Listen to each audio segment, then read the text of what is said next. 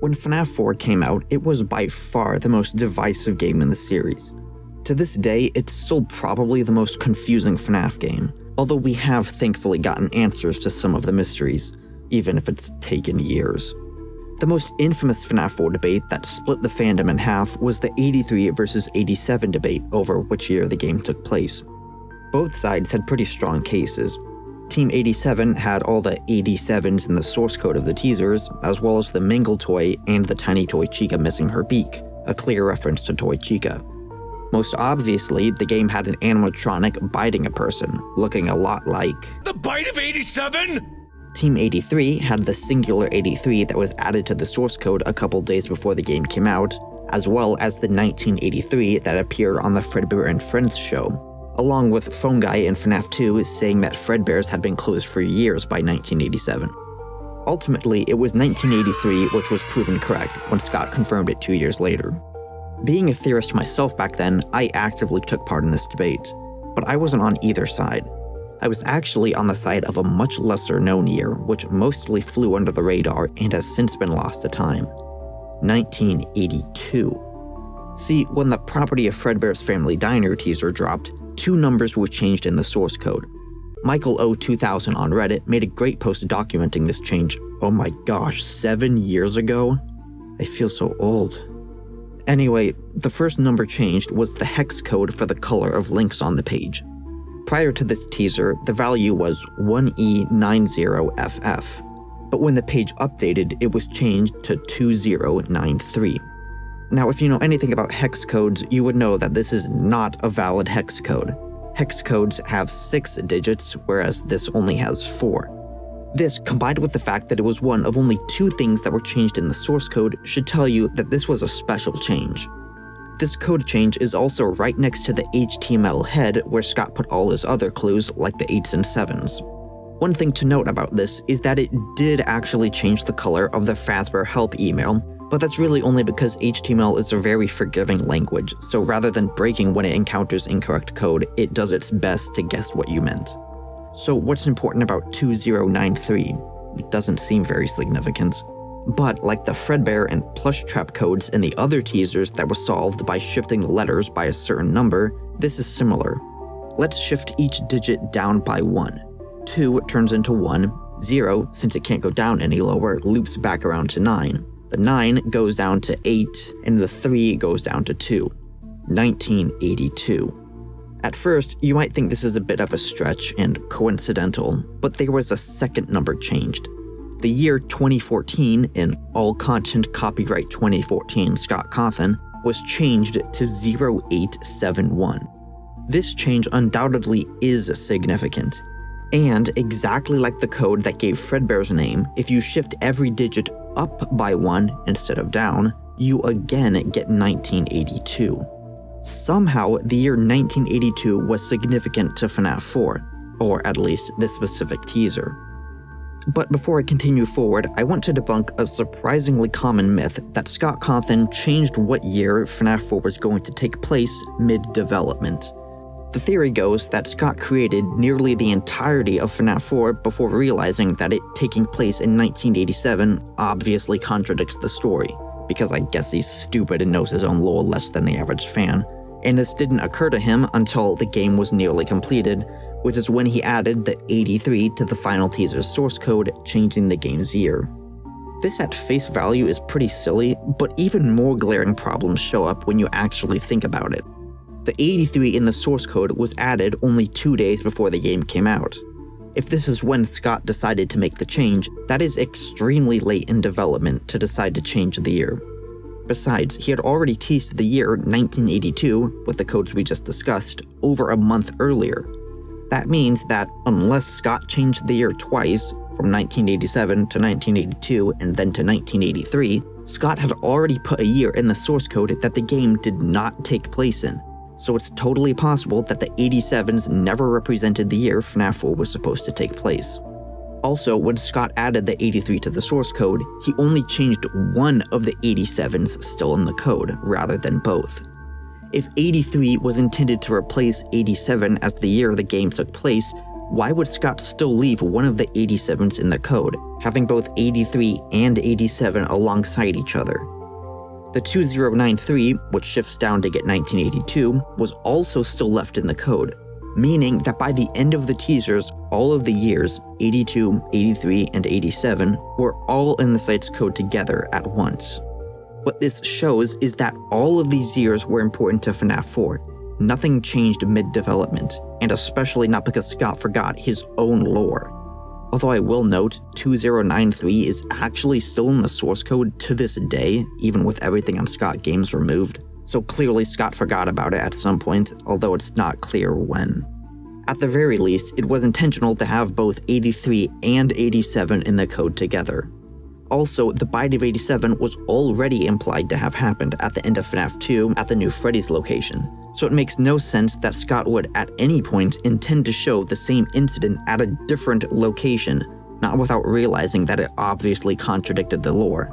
Then again, you could still pull the Scott is stupid card, in which case, I don't even know what to say to you, man. Why even bother theorizing about this series if you think the man running it has literally no idea what he's doing? Sorry, that's just a pet peeve I have. But now that we're talking about it, what were the 87s in the source code for? I promise I'll go back to 1982. Even if the game doesn't take place then, there are actually many ways FNAF 4 does connect to the year 1987, specifically FNAF 2. First is what caused everyone to think the game was in 1987 to begin with. The bite of 83? An animatronic bites a person in both games, or is implied to in FNAF 2's case. Golden Freddy might have even had something to do with the bite of 87, since he only becomes active the night before the bite is implied to happen, night 6. I think it's possible that Golden Freddy was even the culprit of the bite of 87 to mirror FNAF 4, but that's not a hill I'm gonna die on. There are also multiple references to the toy animatronics in the FNAF 4 minigames.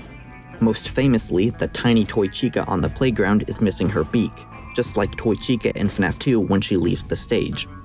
A popular explanation for this Easter egg is that it's showing us that the toy animatronics were based on actual toys. But this explanation has never made sense, both from an in-universe and meta standpoint. Why create a toy chicken whose beak can be removed? That makes no sense as an intentional design feature. Some have argued that it might have been a defect from the original toy which was integrated into the actual Toy Chica, but that's still very odd. It doesn't appear like Toy Chica ever removed her beak around guests, nor would that really make much sense, especially when her eyes turn terrifyingly black when she does this. But what irks me the most about this explanation is that it suffers from the same problem of a lot of theories, which is just explaining away a detail rather than tying it into the story in any meaningful way. This would have no significance to the lore whatsoever besides being a random factoid. Just, the toy animatronics were based on actual toys. It affects nothing else. And that wouldn't be such a huge deal if Scott hadn't considered this Easter egg so important that it was the first hint he brought up during the Game Theorist's livestream in 2015. Supposedly, this is a clue to the hidden story of FNAF 4 that no one, not a single person, got right. And I can't imagine that Scott considered FNAF 4's story unsolved if the story that everyone missed was just random unrelated facts like this that have no significant impact to the lore, or even affect FNAF 4's story at all. The story of FNAF 4 is the exact same whether the toy animatronics were based on actual toys or not. But even if you accept this explanation of Toy Chica's beak as a possibility, the biggest problem is that it cannot explain the other references to the toy animatronics. It doesn't explain how the small Mangle in the girl's bedroom could exist back then, since the actual Mangle could not have been based off this. We know for a fact that she was never intended to be mangled. Phone Guide tells us the staff actively tried to prevent Mangle from being destroyed before giving up on putting him back together every day. Not to mention that Mangle here clearly isn't a figurine like the other toys, but a fully fledged animatronic with an endoskeleton. This is probably not something that was mass-produced. Then there's the Freddy bully, who, instead of having white pupils like the other bullies, was given totally black eyes. This, I believe, is a reference to Toy Freddy. When he enters your office, his eyes go completely black, and he is the only animatronic to do this. There's also the Balloon Kid on the street, who I think is pretty clearly supposed to resemble Balloon Boy. He even shares the same colors of Balloon Boy Sprite in BB's Air Adventure from FNAF 3. None of these other references to the toy animatronics can be explained by them being based on actual toys. So then how are these Easter eggs explained? That deserves a video of its own, but I think it's to show how the bite victim's spirit affected the rest of the story. His experiences shaped the way the rest of the lore plays out, which is shown explicitly in Happiest Day, which is modeled after his own birthday party, only reversed. The minigames you play to achieve Happiest Day even correlate to many of the Easter eggs in FNAF 4. Chica's Party, Mangle's Quest, BB's Air Adventure, Stage 01, and even the Shadow Bonnie minigame. My main point is that these references to FNAF 2 are intentional and explain how the year 1987 is still significant to FNAF 4 without it ever having been intended to take place that year. This wasn't a retcon, and it definitely wasn't the retcon, supposedly the only one Scott made during the first 5 games. The 83 versus 87 debate was the largest rift in the community for years, whereas Scott said the one retcon was integrated smoothly and didn't cause confusion. I bring up all of this to show that all the years put in the Scott Games source code are important to FNAF 4, including 1982. So, what was the year 1982 for? This year seems specifically linked to the property of Fredbear's Family Diner teaser, since 0871 was removed from the code when the next teaser came. So obviously, it's significant to Fredbear's somehow. One theory is that this was the year Fredbear's was opened. But if this was ever the case, it certainly isn't now, since Fredbear's now appears to have existed since at least the 70s. My original theory years ago was that FNAF 4 was set in the year 1982. Fredbear and Friends on the TV wasn't a show, but an advertisement for a pizzeria that was intended to open up the next year, 1983. But because of the bite, Freddy Fazbear took over as the main mascot, while Fredbear was sidelined and recolored as Golden Freddy.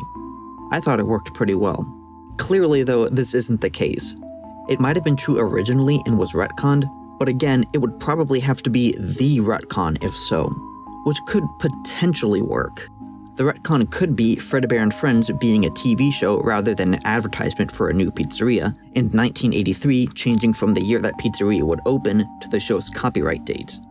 This retcon would have been made in the Freddy Files, which stated as a fact that Fredbear and Friends was a TV show and that 1983 was its copyright date, something not everyone agreed on at the time.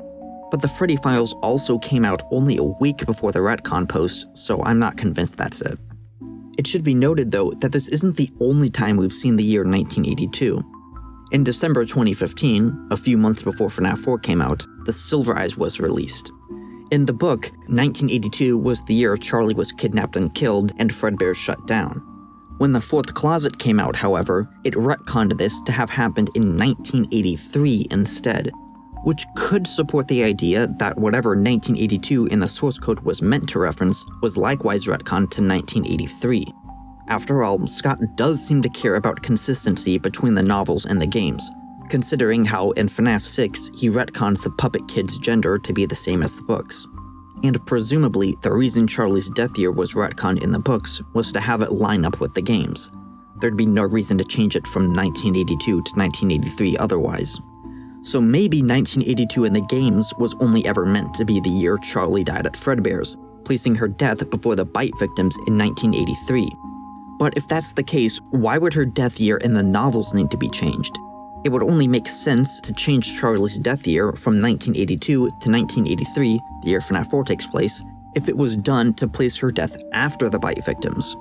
Maybe retconning FNAF 4's year from 1982 to 1983 is what made it necessary to change Charlie's year of death as well. If Charlie died after the bite victim, then when FNAF 4's year was shifted up to 1983, it became necessary for her to die in 1983 as well, shortly after him. Although, this would require Fredbear's to have stayed open long enough after the bite of 83 for Charlie to die there as well. Unless you believe Charlie was killed at Freddy's and not Fredbear's, in which case this works in your favor. An alternate explanation is that Charlie didn't necessarily need to die after the bite victim, maybe it was just important that they both died in the same year close together. For simplicity's sake, I'm going to refer to the bite victim as Garrett from here on out, since that's what I think his name is. The Curse of Dreadbear, which was heavily themed around FNAF 4 and Garrett, was set in the fall of 1983, implying that this was probably the time of year Garrett died. But this DLC isn't just set anywhere in fall. There are jack-o'-lanterns and other Halloween decorations everywhere, there's a trick-or-treating level, the main antagonist is a riff on Frankenstein's monster. Hand Unit even calls the main hub the Halloween Hub. It's very obviously set around Halloween. Most importantly, there's a Halloween-themed cake in the Game 1 area. And considering that the whole DLC seems to be themed around him, it's probably meant to be Garrett's cake. All of this seems to be implying that Garrett died around Halloween. And in the novels, Charlie was kidnapped at Fredbear's on Halloween, which is yet another connection between the dates of these two children's deaths. Something has to be going on. This connection really intrigued me, and I remembered that in one of Pizzeria's rare screens, there was a poster for a Spook Fest. But it turns out this was actually on Scraptrap's rare screen and not Lefty's, which is kind of disappointing. Then again, the circus poster that most people think represents the Afton family is on Lefty's screen, so maybe it could mean something? In all honesty though, whatever the year 1982 originally meant, it probably isn't that important now, whether due to retcons or just an evolving story. Otherwise, we probably would have heard about the year again by now. But the implication of what it originally meant could impact the lore. For instance, many people think that Fredbear's and Freddy's coexisted in 1983, since we know that Freddy's was established that year. But if 1982 was the year FNAF 4 was meant to take place, and Fredbear and Friends was originally an advertisement for a new pizzeria in 1983, it would confirm that Fredbear's closed before Freddy's opened, which also tracks with the novels. One wild idea I had is, what if Charlie and Garrett died on the same night, October 31st, Halloween, 1983? What if, while William killed Charlie outside the restaurant, Garrett was bitten by Fredbear, and the two events collectively caused Fredbear's to shut down? While researching some things for this video, I realized that I wasn't even the first person to theorize this. But if the FNAF 4 minigames were intended to take place during Halloween, we'd probably expect to see some Halloween decorations or something, right? But wait, the Halloween edition of FNAF 4 did add Halloween decorations to the minigames. Could this be the definitive proof that makes this theory irrefutable? Nah, probably not. Scott has explicitly stated that the Halloween edition is not canon. You know, back when Scott actually told us stuff like this. Cough, cough. Although I wonder if the Jack-O animatronics were retroactively given significance with the Curse of Dreadbear. These characters previously weren't canon, but then they appeared in this DLC centered around Garrett. Steel Wool even created a new Jack-O animatronic, Grimm Foxy, specifically for this DLC. But most importantly, we've been introduced to another Jack-O animatronic recently in Help Wanted 2, Jack-O Moon. And wouldn't you know it, the two levels he appears in, Cinder Carousel and Foxy's Log Ride, both seem to be attractions from Fall Fest.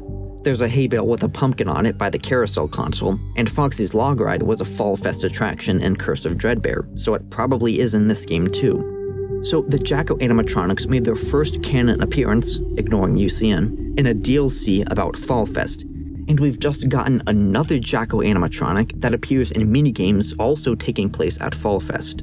There's some sort of connection between the Jack-O animatronics and Fall Fest. And there's a connection between Fall Fest, at least the one in 1983, and Garrett. How does this all fit together then? I really don't know. It seems that originally Halloween wasn't important to FNAF 4, but maybe that's been changed retroactively? But then, if Charlie and Garrett were always meant to die on the same night, why did Scott make sure to specify that the Halloween update was non-canon?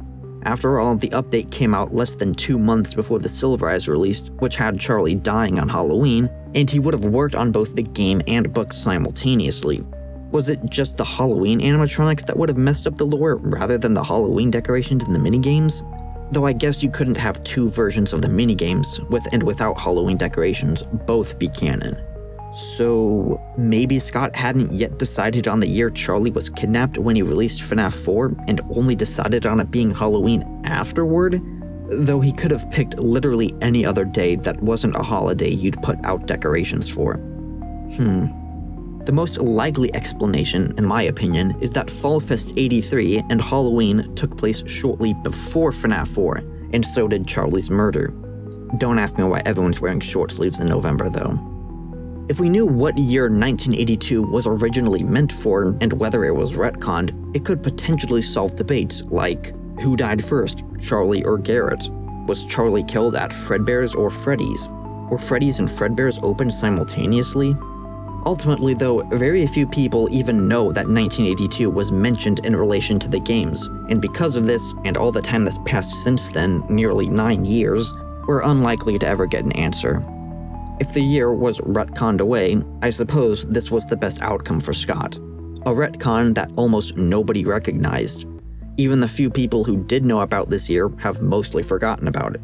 I haven't seen it discussed anywhere in ages.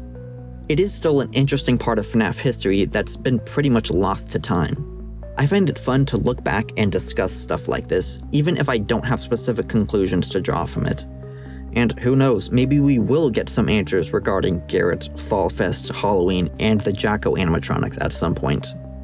If you enjoyed this video, I'd really appreciate you giving it a like, and subscribe if you want to see more theory videos like this.